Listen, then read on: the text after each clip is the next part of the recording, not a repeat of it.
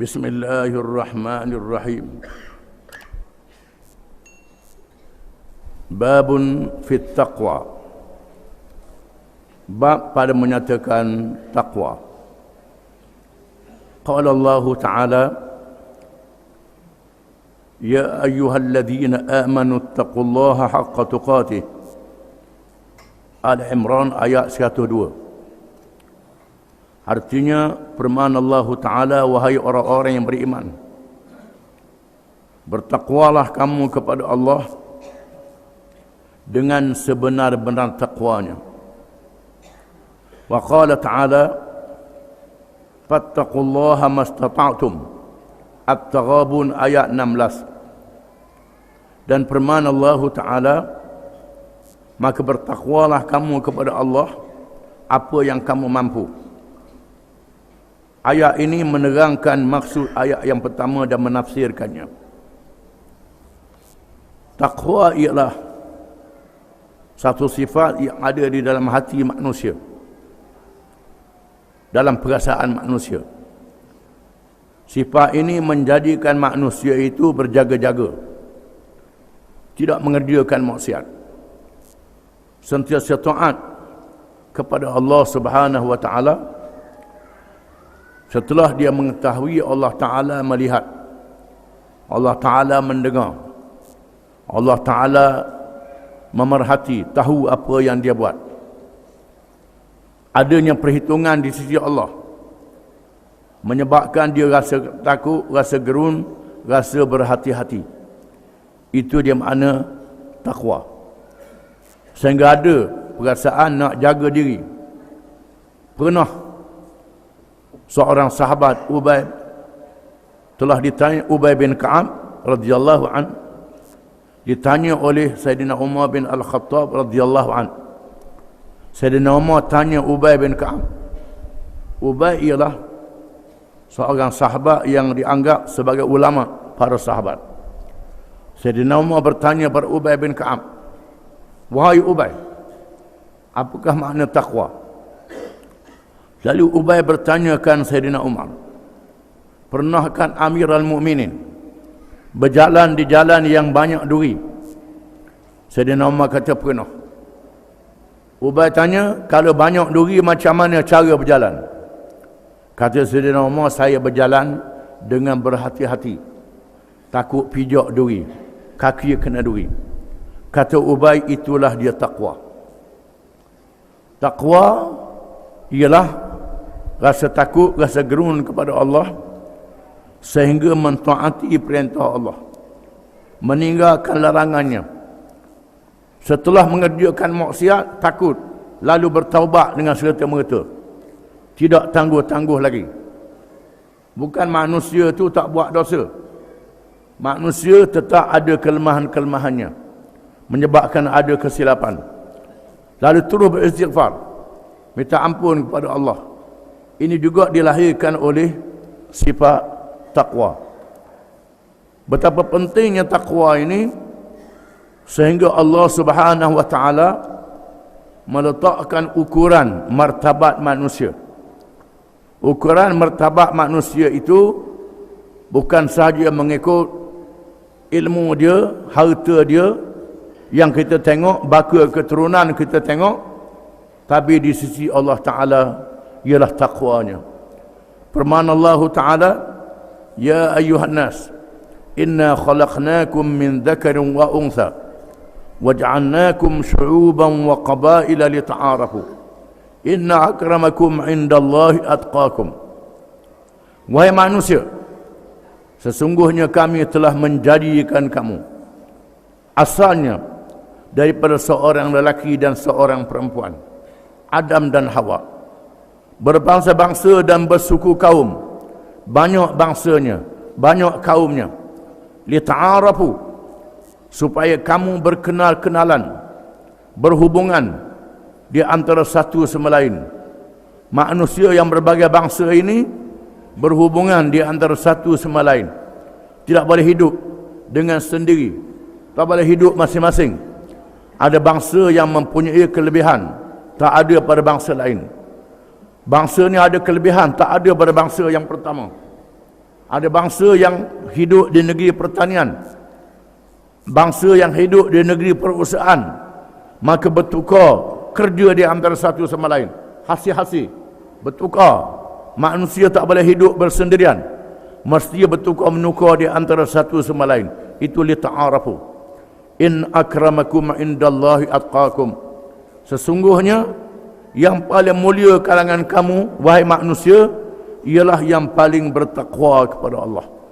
Siapa yang paling bertakwa kepada Allah, maka dialah yang paling mulia di sisi Allah.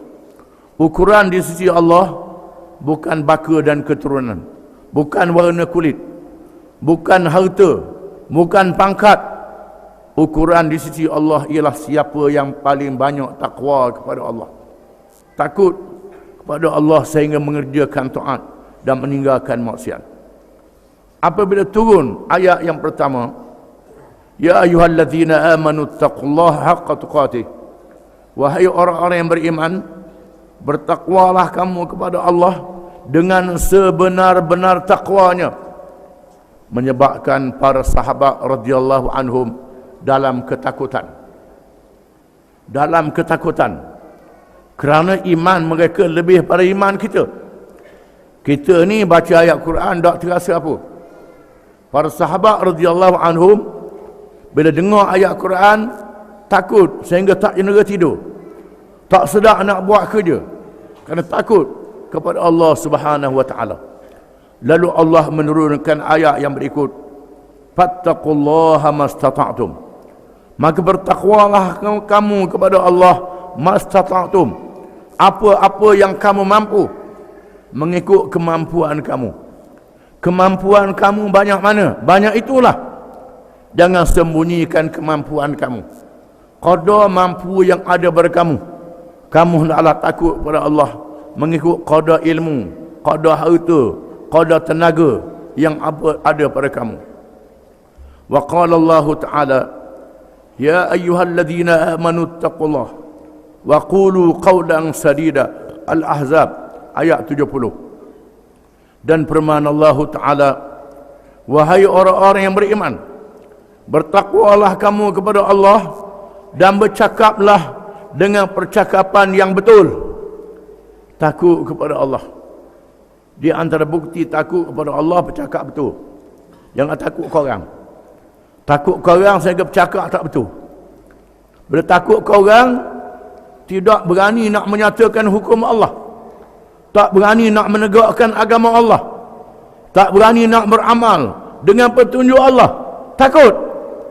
Maka Tuhan kata, waqulu qawlan sadida, bercakaplah kamu dengan percakapan yang betul. Jangan takut ke orang, jangan takut kepada manusia, bercakap dengan betul.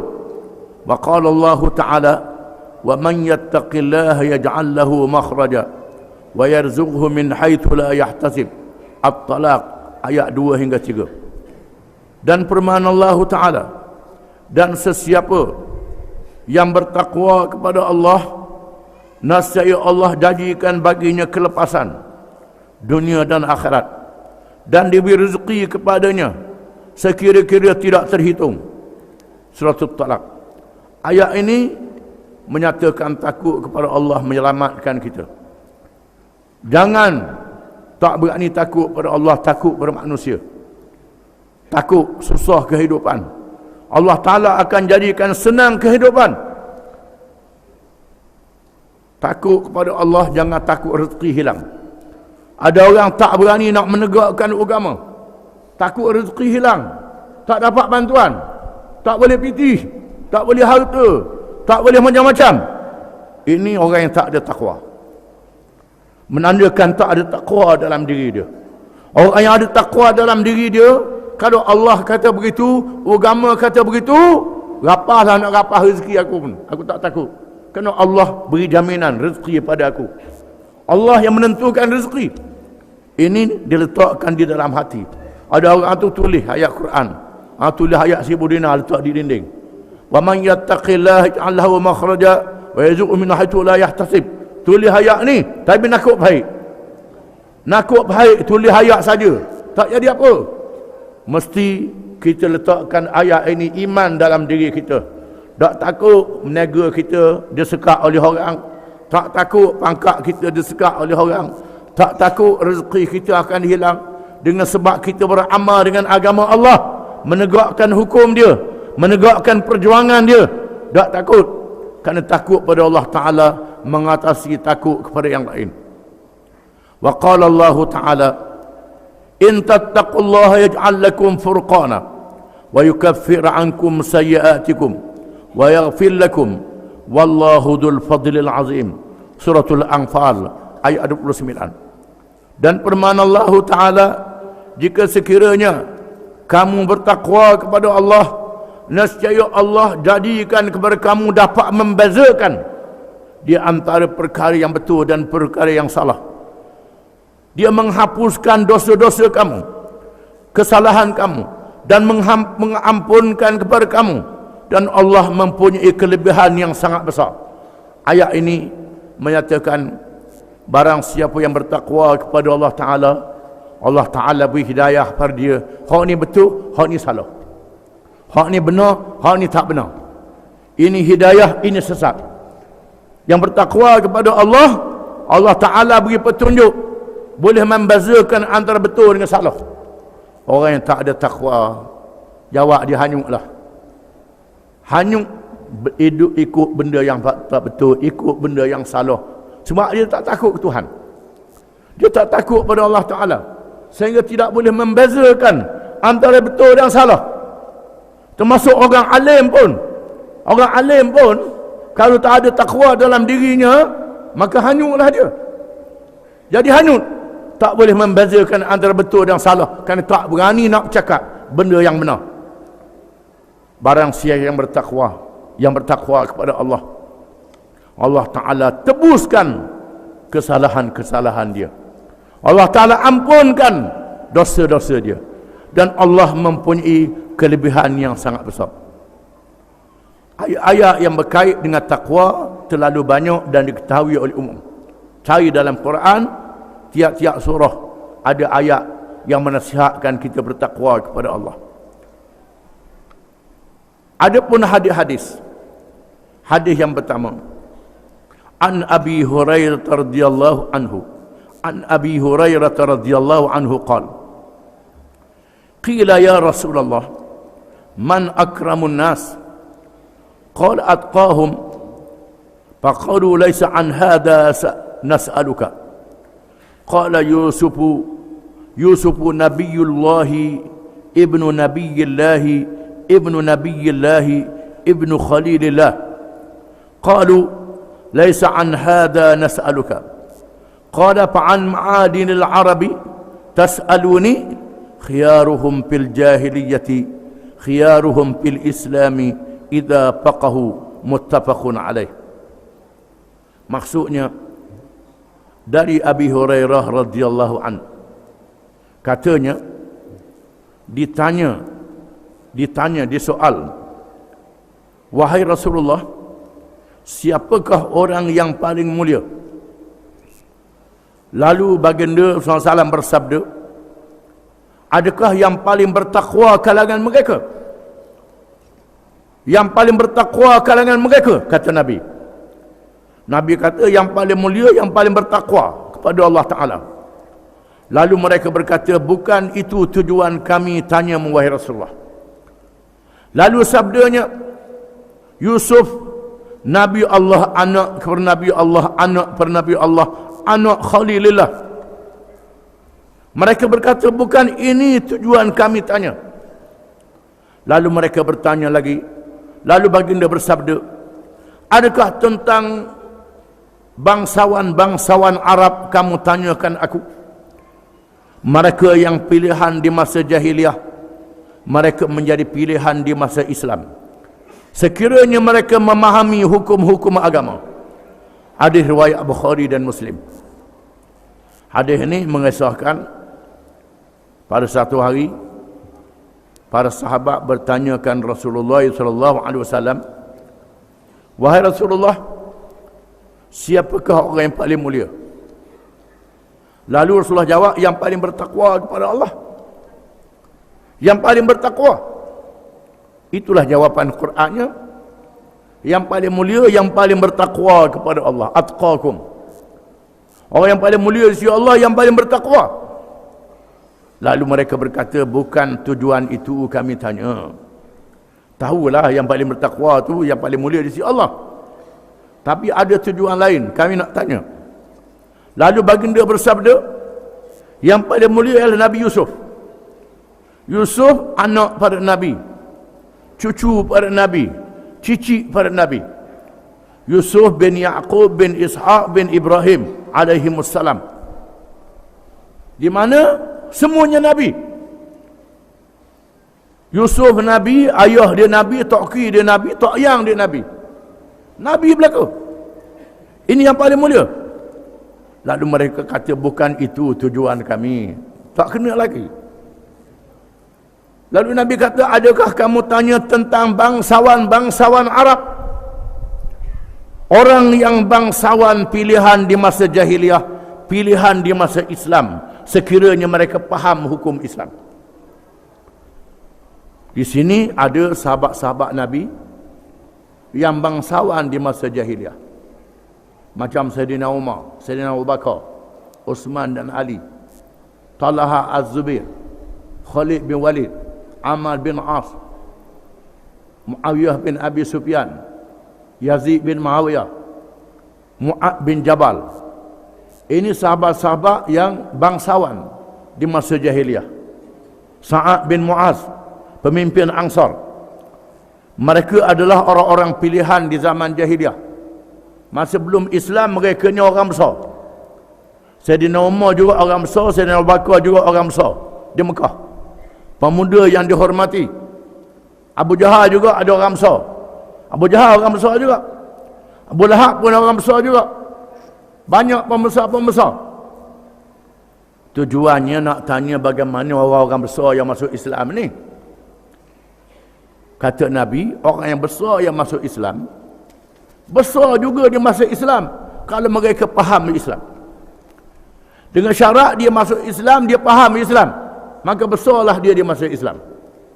Kalau masuk Islam bodoh pula, tak jadi apa. Mesti dia masuk Islam, dia faham Islam.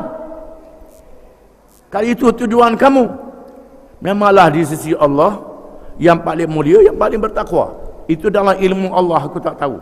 Ilmu Allah, kata Nabi, Allah yang tahu siapa yang paling bertakwa. Yang paling bertakwa ialah yang paling mulia di sisi Allah. Dari segi zaman dulu, Nabi Yusuf, ayah dia Nabi, Toki dia Nabi, Tokyang dia Nabi.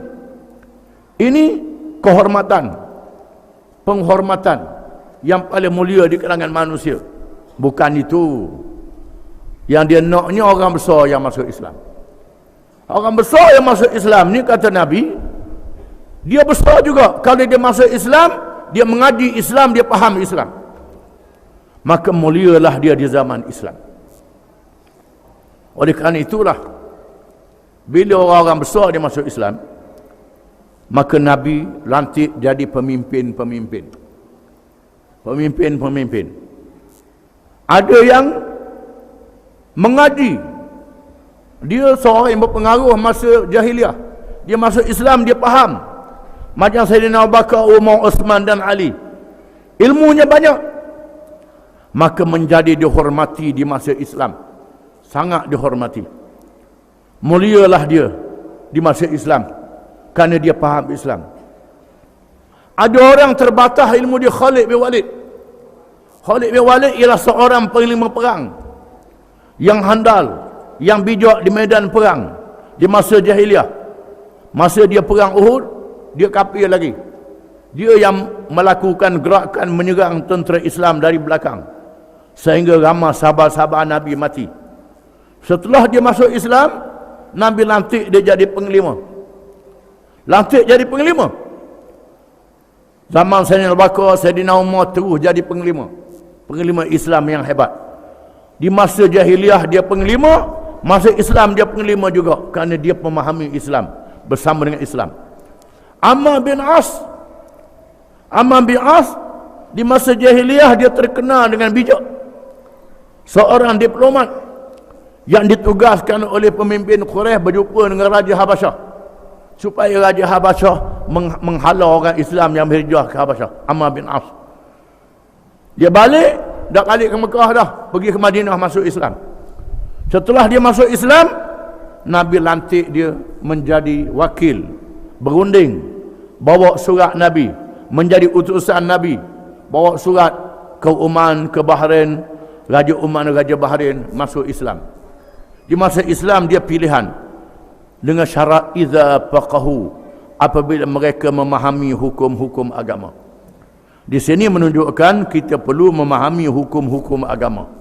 Untuk menjadikan orang yang bertakwa kepada Allah, mesti kena ada ilmu. Kalau tak ada ilmu, buat amal saja, buat ibadat saja, tapi tak reti. Ibadat dalam keadaan jahil, ibadat dalam keadaan tak betul, rosok ibadat. Syarat nak jadi takwa, kita mesti takut kepada Allah dengan ilmu, memahami hukum agama, hukum syarak yang berkait dengan akidah, yang berkait dengan fiqh, yang berkait dengan tasawuf, akhlak, kena tahu belaka. Jangan tahu sebahagian saja. Yang menentukan takwa ialah Allah Subhanahu wa taala, bukannya kita. Jangan kita sendiri letak kita ni bertakwa.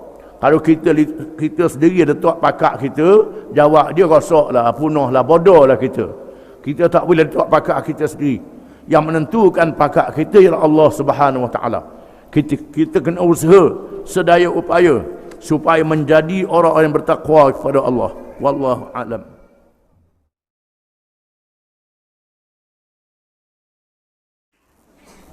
Bismillahirrahmanirrahim. Hadis yang ketiga. Hadis yang kedua. An Abi Sa'id al-Khudri radhiyallahu anhu an Nabi sallallahu alaihi wasallam qala inna ad-dunya hulwatun khadirah wa inna Allaha mustakhlifukum fiha fayanzuru kayfa ta'malun fattaqud dunya wattaqun nisa fa inna awwala fitnati bani Israil kanat fin nisa. Rawahu Muslim. Maksudnya dari Abi Sa'id al-Khudri radhiyallahu an, dari Nabi sallallahu alaihi wasallam, sabdanya, sesungguhnya dunia itu manis dan menghijau. Sesungguhnya Allah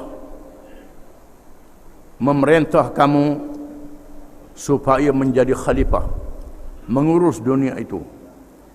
Lalu dia melihat apa yang kamu amal, maka takutlah kamu akan dunia, ujian dunia, dan takutlah kamu akan perempuan, kaum wanita, kaum perempuan. Maka sesungguhnya awal bencana Bani Israel berlaku pada kaum perempuan. Hadis riwayat Muslim. Hadis ini menyuruh kita bertakwa kepada Allah, mengikut perintah dan meninggalkan larangannya. Di antaranya ialah kehidupan dunia. Kehidupan dunia ini penuh dengan perkara-perkara yang menyeronokkan, yang menyukakan, yang menyedapkan, yang mengembirakan. Laksana makanan yang manis, yang sedap rasanya, dan laksana benda yang menghijau, yang menyegarkan pandangan mata, menunjukkan bahawa dunia ini sangat menarik manusia, menarik rasanya, menarik pandangannya. Sesungguhnya Allah menugaskan kamu menjadi khalifah. Khalifah dengan makna iqamatud din wa siyasatud dunya bih, menegakkan agama Islam dan mentadbir urusan dunia dengan agama Islam, supaya mengurus dunia dengan agama Islam. Harta kita, kehidupan kita, segar kita, muda kita, dan segala-galanya nikmat yang Allah Ta'ala beri, hendaklah diurus dengan agama Islam. Itu adalah ujian Allah kepada manusia. merupakan satu amanah yang diberi kepada manusia yang mempunyai kelebihan. Walaqad qarramna bani Adam, dan sesungguhnya kami telah memuliakan anak Adam. Anak Adam iaitulah manusia dimuliakan daripada makhluk-makhluk yang lain. Dengan sebab manusia ada roh, ada jasad, ada akal, ada hawa nafsu yang menyeronokkan menggunakan benda-benda yang ada di atas dunia ini dengan perintah Allah, yang tidak boleh digunakan oleh malaikat, yang tak boleh digunakan dengan betul oleh binatang. Manusia yang menggunakan dengan betul, maka Allah Ta'ala memandang apa yang kamu amalkan, memandang apa yang kamu buat di atas dunia. Kalau kamu buat dengan baik, dia beri pahala yang besar, pahala yang banyak, berlipat kali ganda. Kalau buat yang jahat, tak ikut perintah Allah Ta'ala, maka dapat dosa. Fattaqud dunya, maka berwaspadalah kamu dengan ujian dunia. Berwaspada ujian di dalam dunia ini, ujian harta benda, ujian pangkat, ujian kesihatan, ujian masa yang Allah Ta'ala beri kepada kita. Maka kita terima ujian ini dengan rasa bertakwa kepada Allah, mengikut perintah dan meninggal kelarangan. Wattaqun nisa, dan takutlah kamu akan kaum wanita. Di antara ujian itu ialah kaum perempuan. Perempuan menjadi ujian kepada orang lelaki. Bukan saja perempuan itu sendiri jadi ujian pada diri dia, ujian pada orang lelaki. Menghadapi qarinah-qarinahnya, menghadapi masalahnya. Perempuan inilah yang melahirkan zuriat, melahirkan keturunan bagi manusia yang seramai-ramainya, yang boleh mengerjakan perintah Allah di atas muka bumi. Itu kaum perempuan. Dan orang lelaki ditugaskan untuk mengurus kaum perempuan. Di samping perempuan menguruskan diri dia sendiri, orang lelaki juga hendaklah menjaga kaum perempuan. Oleh kerana mereka adalah salah satu daripada dunia. Kita lihat dalam dunia hari ini, banyak puak-puak yang sesat, puak-puak yang jahat menyalahgunakan perempuan. Menyalahgunakan perempuan untuk iklan barang-barang yang nak dijualnya kain, nak dijualnya sabun, nak dijualnya obat, nak dijualnya kereta, letak gambar orang puang. Bukan nak jual orang puang, nak jual benda, letak gambar orang puang dengan pakaian, dengan cara yang menggoda hawa nafsu. Maka mereka menjadi ujian dunia. Inilah hikmat Nabi kata, takut, bertakwalah kamu kepada Allah dalam perkara perempuan. Tetapi kalau perempuan itu dia sendiri ikut perintah agama, Nabi sebut al-mar'atu salihah khairum minad dunya wa ma fiha. Perempuan yang soleh itu lebih baik daripada dunia dan segala isinya. Perempuan yang soleh lebih baik daripada dunia dan segala isinya, yang menunaikan perintah Allah lah, perintah Allah, meninggalkan larangan, yang menjaga dirinya, menjaga tubuh badannya, menjaga hak-hak suaminya, dia sampai hak diri dia sendiri. Dan orang lelaki yang menjaga perempuan dengan hak yang diperintah oleh Allah Ta'ala, mendapat pahala yang besar. Kalau tak jaga dengan baik, maka berdosalah lelaki itu. Fa in awala fitnati bani Israel kanat penisa, maka sesungguhnya awal-awal bencana Bani Israel adalah berkait dengan kaum perempuan. Di antaranya yang disebut dalam Quran, watul alaihim naba allati ayatina fansalakha minha fa'atba'ahu syaitan fakana minal ghabin. Iaitulah seorang ulama di kalangan Bani Israel yang doanya diperkenankan oleh Allah Ta'ala. Tiba-tiba ulama ini lawan Islam, lawan Allah Ta'ala. Dia ulama melepaskan diri daripada kitab Allah kerana digoda oleh isterinya, isteri yang menggoda dia, menyebabkan ulama ini jadi rosak. Bahkan disebut dalam kisah, dalam asar, Nabi Adam alaihi salam digoda oleh iblis, tahan. Lalu iblis menggoda Hawa. Hawa berjaya digoda oleh iblis. Lalu Hawa menggoda Nabi Adam pula. Maka Adam dihalau daripada syurga dengan hawak sekali, dengan hikmat yang dikehendaki oleh Allah Subhanahu wa taala. Nabi sebut, tanganilah perempuan itu dengan baik. Kalau sekiranya kamu keras, maka jadi patah. Kalau kamu biarkan jadi bengkok, mereka laksana tulang rusuk yang bengkok. Dijadikan tulang rusuk yang bengkok. Tulang rusuk yang bengkok ini menjadi penapasan kepada hidup kita. Tulang rusuk yang belok, kita nak betul tak boleh. Kalau betul jadi patah tulang rusuk. Kalau biar tak boleh juga. Tulang rusuk sakit, tak jadi. Maka tanganilah tulang rusuk yang bengkok itu dengan baik. Disebut dalam hadis Nabi SAW. Hadis yang ketiga, An bin Mas'ud radhiyallahu anhu, anna Nabi SAW kana yaqul, Allahumma inni as'aluka al-huda wat-tuqa wal-afafa wal-ghina. Rawahu Muslim. Dari Ibn Mas'ud radhiyallahu an, bahawa Nabi SAW pernah berkata dalam doanya, Ya Allah, ya Tuhanku, aku bermohon kepadamu petunjuk, takwa, diri yang bersih, dan kaya, tidak berhajat pada orang. Hadis riwayat Muslim. Hadis ini menunjukkan bahawa Nabi SAW berdoa, minta Allah Ta'ala beri pada dia 4 perkara. Yang pertama, al-huda, petunjuk. Padahal Nabi SAW dia beri petunjuk oleh Allah Ta'ala, dilantik menjadi Rasul, dipelihara oleh Allah, dikawal dengan wahyi, tidak boleh buat silap. Acu nak buat silap, turun wahyi membetulkan. Ditahan oleh Allah Ta'ala kerana Nabi SAW adalah model, contoh kepada seluruh manusia. Maka Nabi dipelihara oleh Allah. Walaupun begitu, Nabi berdoa, minta Allah Ta'ala beri petunjuk pada diri dia.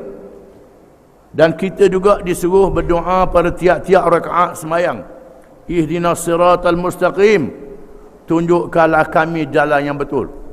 Tiap-tiap rakaat, ihdinas siratal mustaqim, tunjukkanlah kami jalan yang betul. Kerana di atas dunia ni banyak sangat jalan, bukan saja jalan raya. Jalan raya cabang sana, cabang sini, cabang sana, cabang sini. Ada yang tulis nama, yang tak boleh nama, tak tulis nama, macam-macam. Kita berjalan jalan raya ni boleh jadi sesat, tak sampai ke tepat. Ini jalan hidup. Perjalanan hidup terlalu banyak. Jalan Allah satu saja. Satu saja jalan Allah, mengikut Quran dan hadis Nabi SAW. Dalam keadaan kita tak erti Quran dan hadis pula.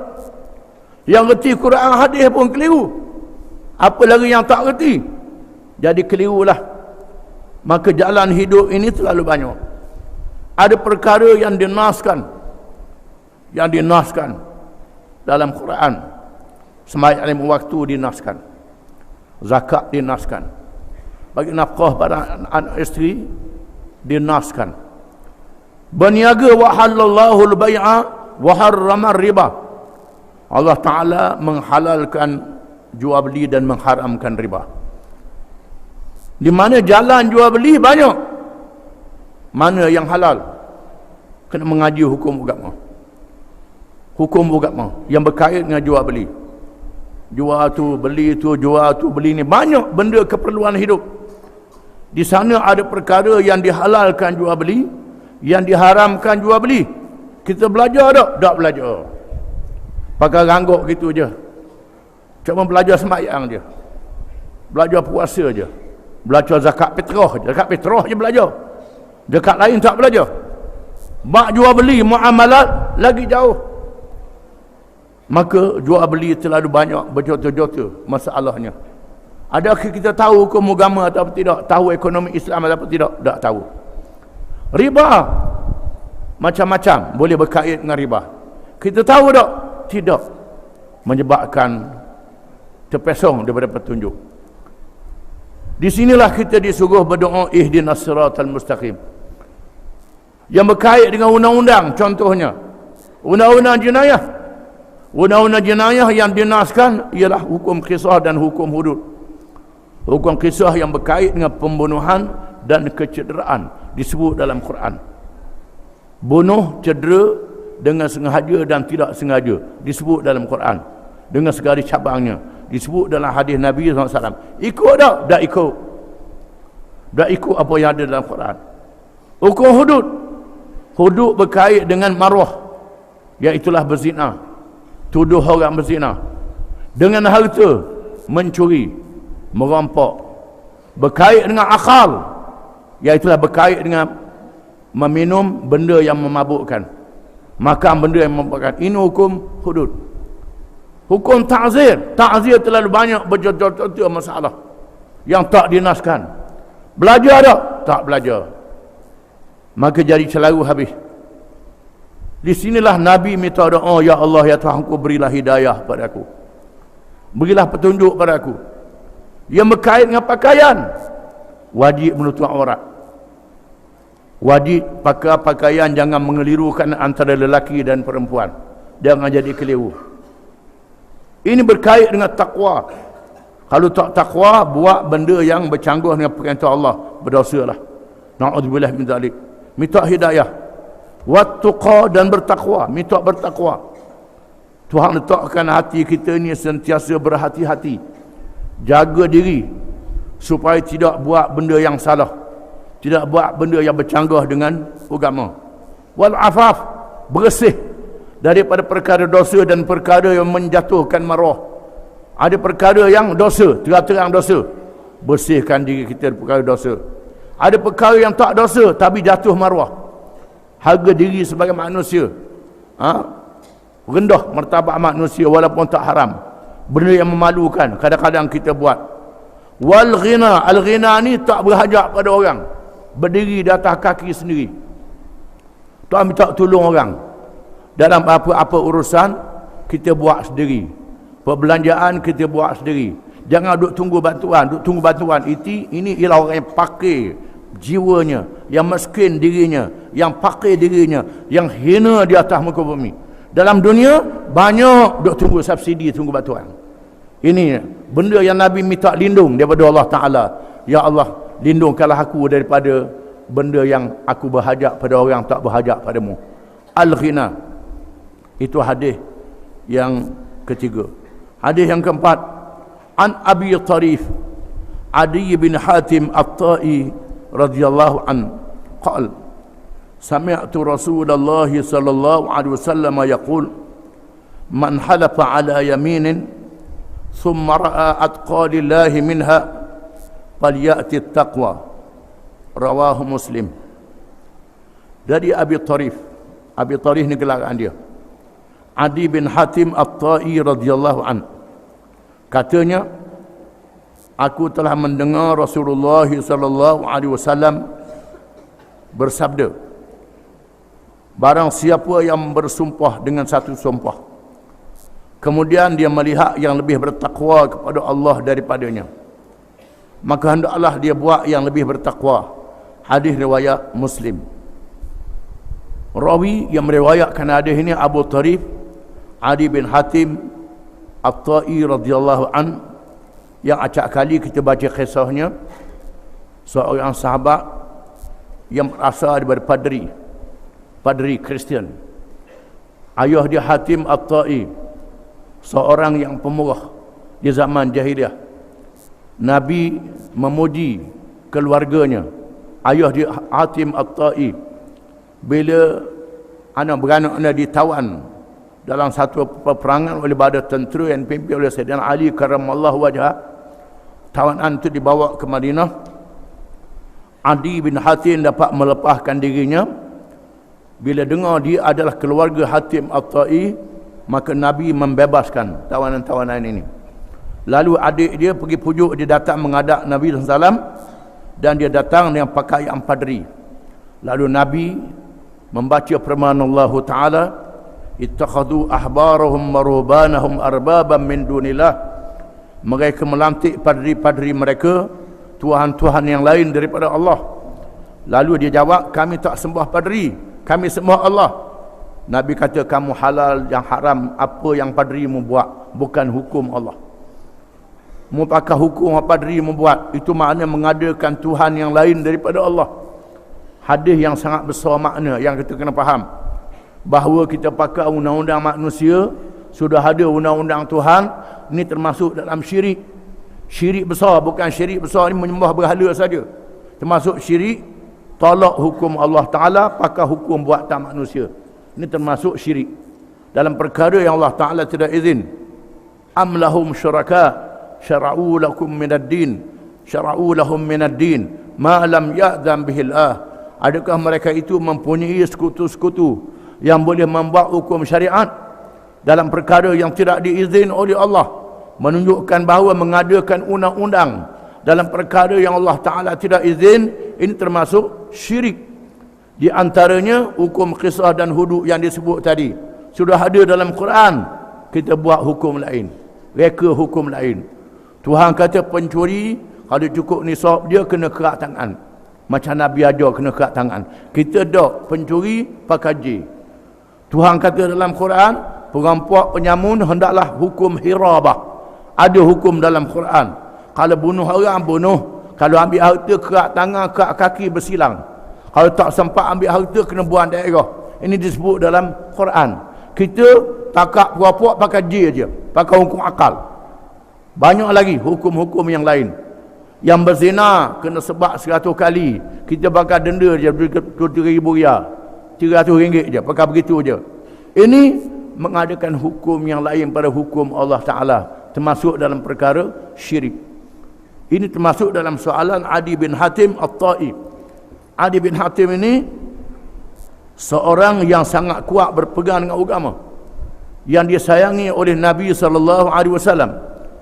Bila Nabi wafat, berlakunya orang murtad keluar daripada Islam. Walaupun dia duduk jauh daripada Madinah, dia tidak murtad. Bahkan dia turun bertemu dengan kawan-kawan dia di kalangan pemimpin-pemimpin kabilah Arab, memujuk jangan murtad. Walaupun Nabi sudah mati, Nabi sudah wafat, kita tak boleh murtad, kita kena Islam. Dan mengumpulkan zakat hantar pada Sayyidina Abu Bakar. Hantar pada Sayyidina Abu Bakar. Ini Adi bin Hatim At-Ta'i, yang sangat dihormati oleh Sayyidina Umar bin Khattab radhiyallahu anhu. Pada masa Sayyidina Umar jadi khalifah, dia dengan rombongan datang ke Madinah bertemu Sayyidina Umar. Sayyidina Umar tegur orang lain, siapa kat dia macam tak kenal. Macam tak kenal. Dia tanya Sayyidina Umar, mu kenal ada aku? Mu kenal ada aku? Kata Sayyidina Umar. Sayyidina Umar kata, mu orang yang teguh ketika orang lain lari, orang yang tetap ketika orang lain berundur. Sayyidina Umar puji dia. Ini seorang yang sangat mulia, Adi bin Hatim At-Ta'i, yang meriwayatkan hadis ini. Dan disebut dalam kisah dia, oleh kerana tolong orang, habis tolong orang. Orang tolong, dia tolong orang, tolong menatang pula. Di antara amalan dia bagi makan ke semut. Semut dia bagi makan ke semut, perut makanan ke semut. Ini Adi bin Hatim At-Ta'i, seorang yang sangat mulia. Bukan sahaja menolong manusia, termasuk menolong binatang. Dalam hadis ni dia menyebut, dia telah dengar Nabi pernah bersabda, barang siapa yang bersumpah nak buat satu perkara yang dia bersumpah, tiba-tiba kalau dia langgar sumpah tu lebih baik, maka hendaklah langgar sumpah itu. Contohnya, dia berbalah dengan seorang, memang betul dia balah dengan seorang, betul dia dalam bab ni. Lalu dia bersumpah, wallahi wa billahi wa tallahi, aku akan bertindak terhadap orang ni. Dia bersumpah. Memang hak dia bertindak boleh. Tapi kalau dia maaf lebih besar pahalanya. Maka dia maafkan. Maka dia buat yang lebih takwa. Itu sifat orang Islam. Dia buat yang lebih bertakwa kepada Allah. Walaupun langgar sumpah, tak boleh ni langgar sumpah ni, tapi langgar sumpah lebih bertakwa kepada Allah, buat yang lebih bertakwa kepada Allah, maka bayarlah sumpah itu. Sama ada dia berpuasa ataupun beri makan orang miskin, ataupun merdeka hamba sebagaimana disebut dalam kitab-kitab fiqh. Kita bersumpah dengan Allahi wa billahi wa tallahi. Sumpah ni dengan nama Allah, tak boleh dengan lain. Kalau dia angkat tangan mahkamah, saya mengaku, saya bersumpah, tak sah sumpah itu mengikut hukum syarak. Hukum syarak mestilah wallahi wa billahi wa tallahi, saya nak buat begian-begian, saya nak bertindak begian-begian, baru sah mengikut hukum sumpah. Sebut warrahmani warrahimi, tak sah lagi sumpah. Mesti wallahi. Perkataan Allah satu perkataan yang sangat besar makna sehingga menjadi lafaz sumpah. Seorang yang bersumpah dengan lafaz wallahi wa billahi wa tallahi, dia nak buat satu perkara, dia kena buat yang lebih bertakwa.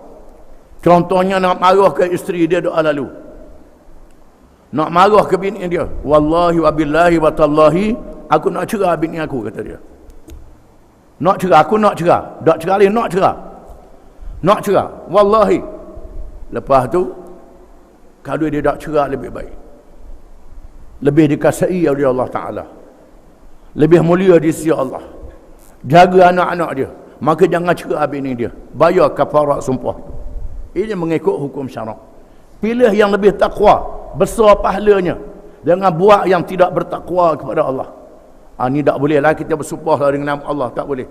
Tidak, Nabi kata buat yang lebih bertakwa, bayar sumpah itu, bayar kafarah, bayar denda dia.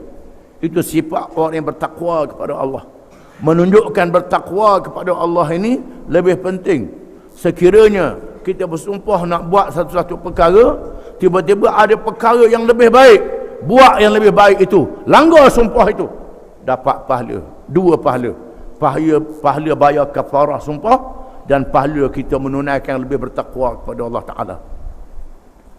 Hadis yang kelima, an Abi Umamah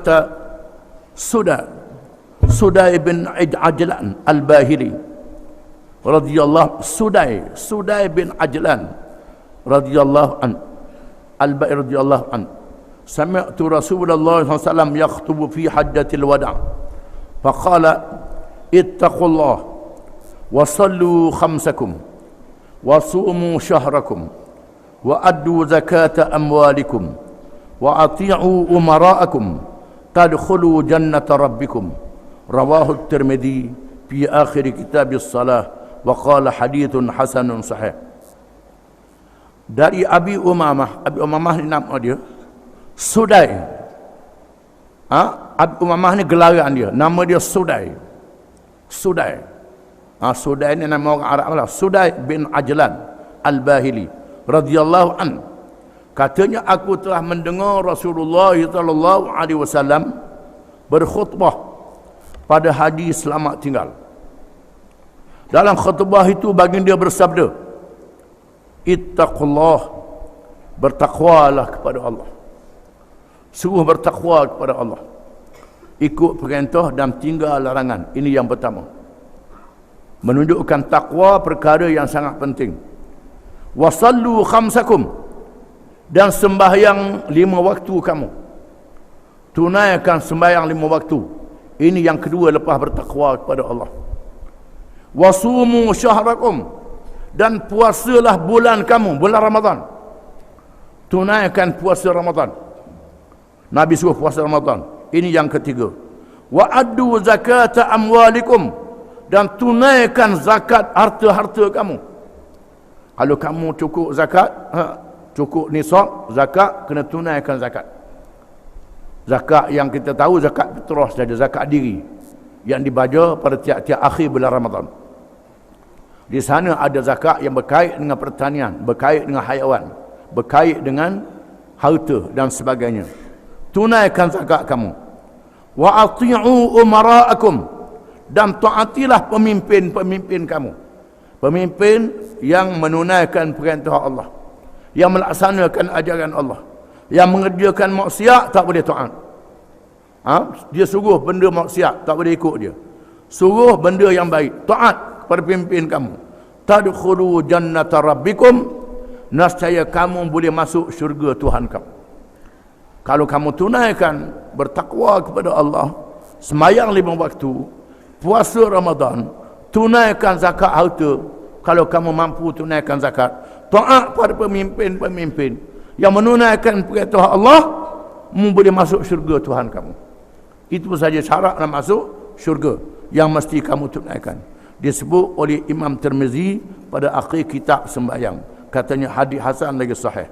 Wallahu alam.